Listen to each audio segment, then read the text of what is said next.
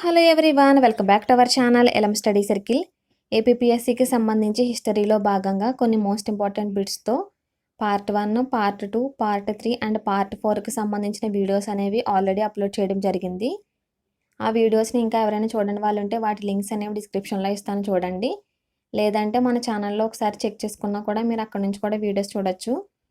ఈ వీడియోలో మనం దాని కంటిన్యూషన్గా కొన్ని మోస్ట్ ఇంపార్టెంట్ బిట్స్ని ఈ వీడియోలో చూద్దాం. ఫస్ట్ బిట్ కనుక చూసినట్లయితే కాళిదాసు రచించిన కావ్యాలు ఏవి? దీనికి సంబంధించిన ఆప్షన్ చూసినట్లయితే option A Raghuvamsham, option B Kumarasambhavam, option C Meghadutam, option D పైవన్నీ.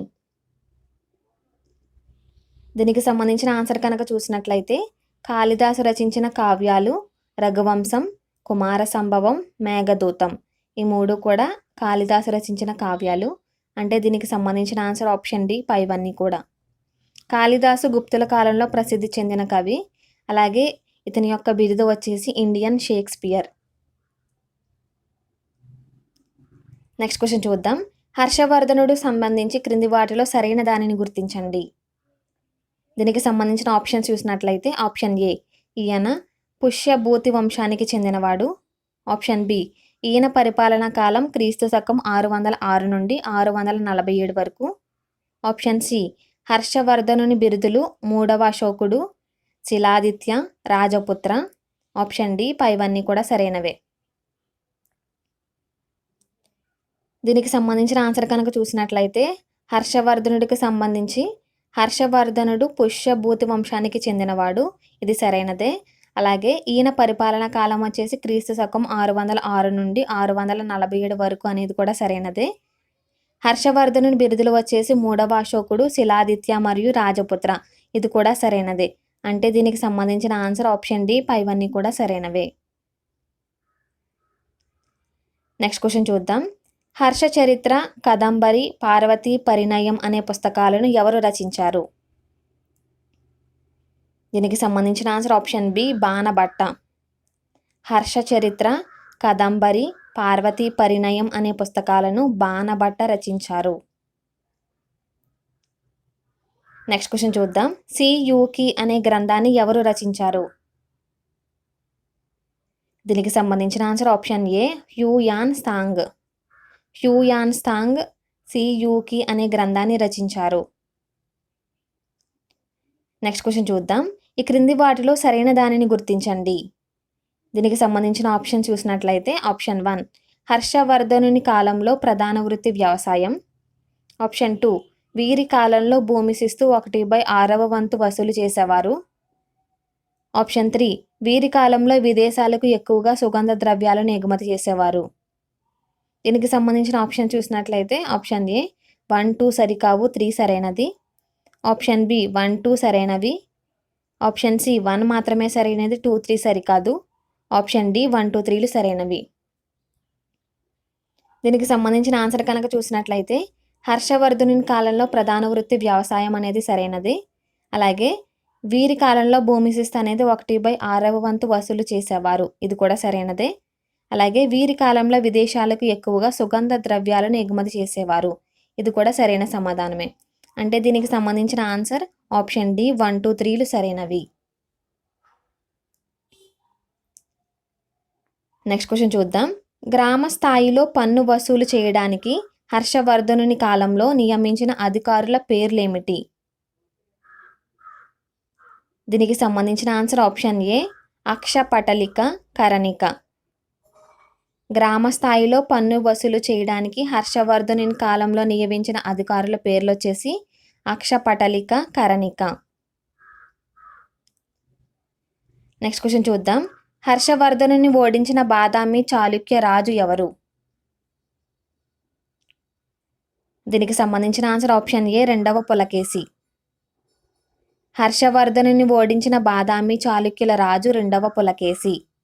Option A is the correct answer.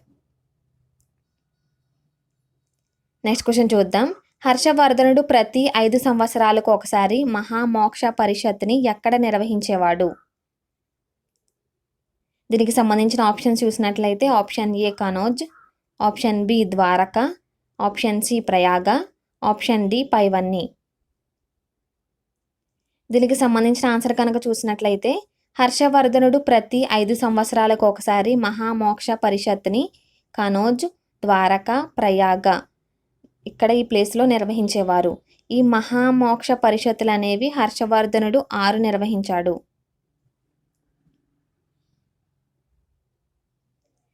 Next question చూద్దాం. హర్షవర్ధనుని కాలంలో అమల్లో ఉన్న పనులకు సంబంధించి క్రింది వాటిలో సరైన దానిని గుర్తించండి. దీనికి సంబంధించిన ఆప్షన్ చూసినట్లయితే ఆప్షన్ ఏ ధాన్య రూపంలో చెల్లించే పన్ను బాగా, ఆప్షన్ బి ధన రూపంలో చెల్లించే పన్ను హిరణ్య, ఆప్షన్ సి మతపరమైన పన్ను బలి, ఆప్షన్ డి పైవన్నీ సరైనవే.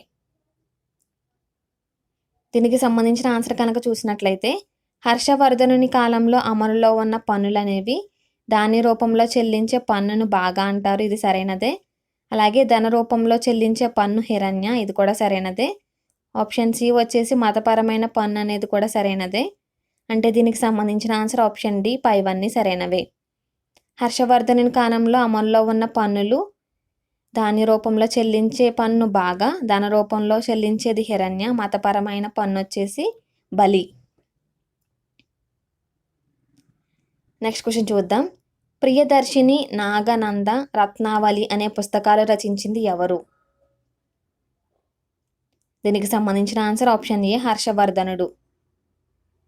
ప్రియదర్శిని, నాగనంద, రత్నావళి అనే పుస్తకాలను రచించింది హర్షవర్ధనుడు. నెక్స్ట్ క్వశ్చన్ చూద్దాం. రెండవ పులకేసి హర్షవర్ధనుని ఓడించినట్లు ఐహోలు శాసనం తెలుస్తుంది. అయితే ఏ యుద్ధంలో రెండవ పులకేసి హర్షవర్ధనుని ఓడించాడు? దీనికి సంబంధించిన ఆన్సర్ ఆప్షన్ సి నర్మదా యుద్ధం. రెండవ పులకేసి హర్షవర్ధనుని ఓడించినట్లు ఐహోలు శాసనం అనేది తెలియజేస్తుంది. అయితే ఇది నర్మదా యుద్ధంలో రెండవ పులకేసి హర్షవర్ధనుని ఓడించాడు. నెక్స్ట్ క్వశ్చన్ చూద్దాం.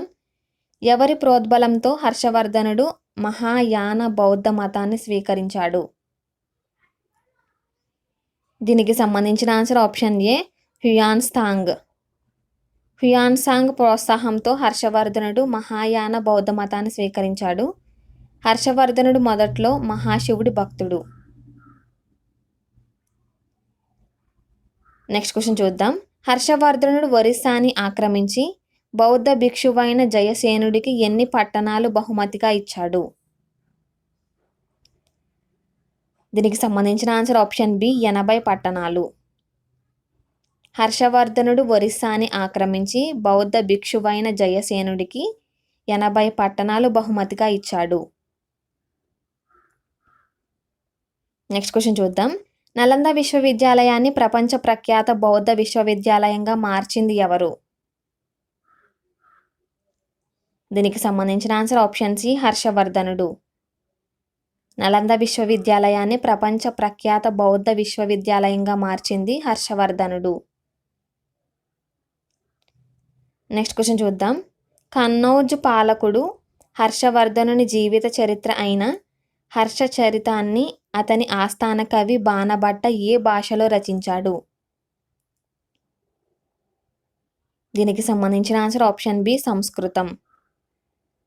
కన్నౌజ్ పాలకుడైన హర్షవర్ధనుని జీవిత చరిత్ర అయిన హర్షచరితాన్ని అతని ఆస్థాన కవి అయిన బాణభట్ట సంస్కృత భాషలో రచించాడు. ఈ వీడియో కనుక నచ్చినట్లయితే లైక్ చేయండి. మీ ఫ్రెండ్స్ ఎవరైనా కాంపిటేటివ్ ఎగ్జామ్స్కి ప్రిపేర్ అవుతూ ఉంటే వాళ్ళకి ఇలాంటి ఇన్ఫర్మేషన్ యూజ్ అవుతుంది కాబట్టి వాళ్ళకి షేర్ చేయండి. మన ఛానల్ని ఇంకా ఎవరైనా సబ్స్క్రైబ్ చేసుకోకుండా చూస్తున్నట్లయితే సబ్స్క్రైబ్ చేసుకోండి. Thank you.